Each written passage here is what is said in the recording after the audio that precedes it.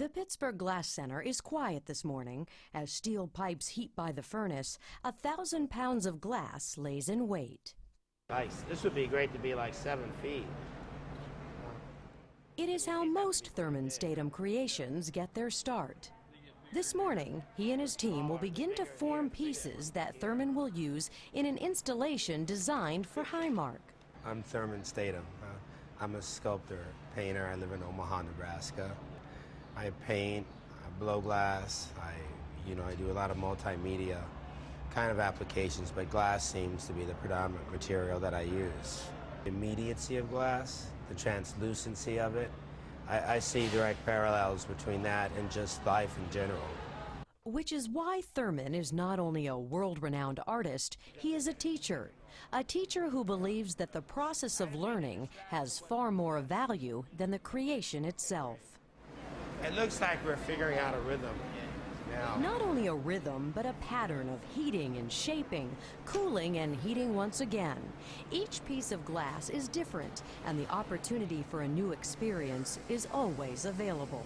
You've got this substance that's like honey, it has no structure, and then they actually have the ability to impose some sort of a form on it. And it's clear, it's translucent. It's almost like working with a diamond or something and being able to form a fluid diamond. And it's almost like a form of alchemy in a way. And Therman has combined his passion for glass and teaching into a one-of-a-kind experience for Pittsburgh's inner-city kids. Just get solid glass and just have them touch it with tweezers or cut it with scissors and all that. Should we start off with that and maybe, then do the blow? They have no idea of how soft or gooey it is. Yeah, that's a great idea. How many times can you go home and tell your mom you cut glass with a pair of scissors? I think the glass is also working with a material can be very healing, depending on what they personally might have going on, or in the whole social dynamic of who's first working in the glass, of how do they relate to this facility, how inviting it is, or how intimidating it is, and then them overcoming these things that are in this short time that they're here is just all in the end, I hope it makes them smarter, you know. I think that art makes kids smarter as a whole. I'm Therman. Hi. Good. It's a pleasure to meet you. Yeah, it's really a pleasure. With younger kids, the experience is about exposure. That's where the furnace is. So we're going to take glass out of there, and it's kind of like honey. You ever stir honey? It kind of feels a little tough, but you can play with it a little bit. That's kind of like what glass is like. What about closing your eyes and drawing on the paper? You can't see? I think it's magic for me, you know. It really, really is magic. I mean, to be able to participate in what they become is really sort of an honor and a surprise. And, you know, I think art, and particularly glass, is so much about discovery, and it's so much about their intuition that, you know, it almost takes care of itself. I feel like a facilitator in the whole thing, you know. He's going to show you how to work with the hot glass. When you're done, you're going to be an expert, I guarantee it, huh? And in each step of the translation, there's this, they sort of don't know exactly what it will be, yet they have a sense of what they want to do. And that whole discovery between those 2 points, where they themselves are dealing with new materials, techniques, and the beauty, one of the most beautiful things about them working in the studio is that they're actually learning techniques and they don't realize it. They're learning real, you know, techniques that are hundreds of years old. Okay, blow. Blow. Blow. Okay, who's next up? Minutes into the process, and the kids are hooked. Their inhibitions melted like the very medium they try to capture.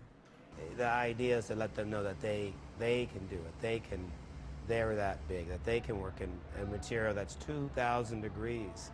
I think, hopefully they come out of here fearless, you know. Good job. Excellent job. Yeah, it's a great job.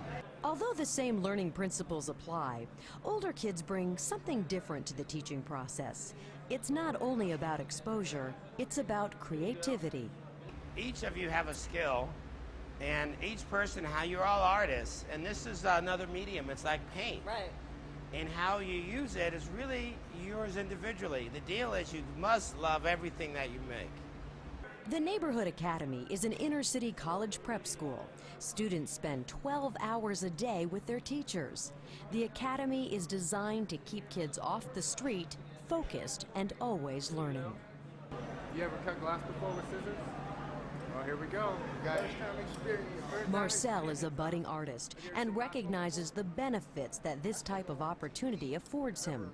I haven't met any type of art that I haven't liked, so I think I could do it. I like it. It's not a one-man job when you're doing the glass work, so you have to really be one with your team, and you have to be able to talk and pay attention and focus and make sure everybody's doing their job. It's beautiful. It's beautiful. It's beautiful. See what happens.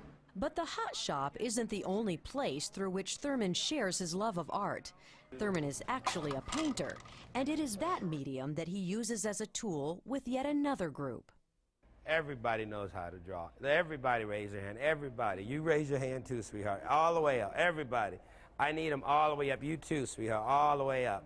All the way up. Like all the way up. Here we go. You too. Come on. All the way up. That's it.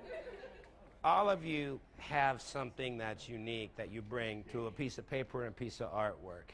And when we work with the kids, that's one of the things we want them to know. You never, by not having, you actually can figure out innovatively how to make more with what you do have.